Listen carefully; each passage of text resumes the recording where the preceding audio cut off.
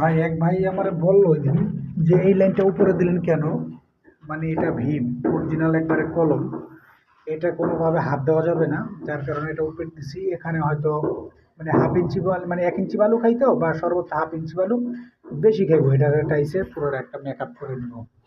আর এই পয়েন্টটা ওরা এই খাচ্ছে বদনার জন্য, এটা বদনার জন্য পিছনে রাখছি, এটা ইউজ করতে না চাইলে এটাও করতে পারবে। একটা পয়েন্ট বেশি গেছে, এই যে লো ডাউন।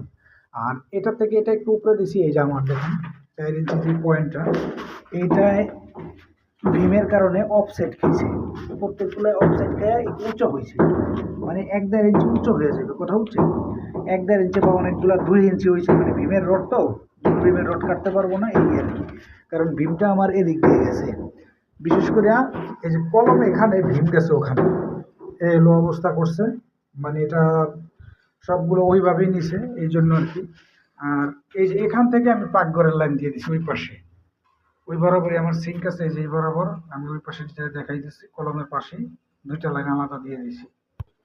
এই যে দেখেন, এটা হলো কলম, এই যে কলমের পাশেই সিঙ্কের পয়েন্ট, সিঙ্কের ইয়ে, ওই যে নিচে দেখেন হাউজের পয়েন্ট আছে, এইভাবে করছি। আর এটার সামনে এই যে দেখেন ওয়াশিং মেশিন বেসিংয়ের পয়েন্ট, তবে আউটলাইনটা এখনো দিইনি, ওটা দেওয়া হবে। এখানে বেসিং, এখানে ওয়াশিং মেশিন, দুইটা পয়েন্ট আছে।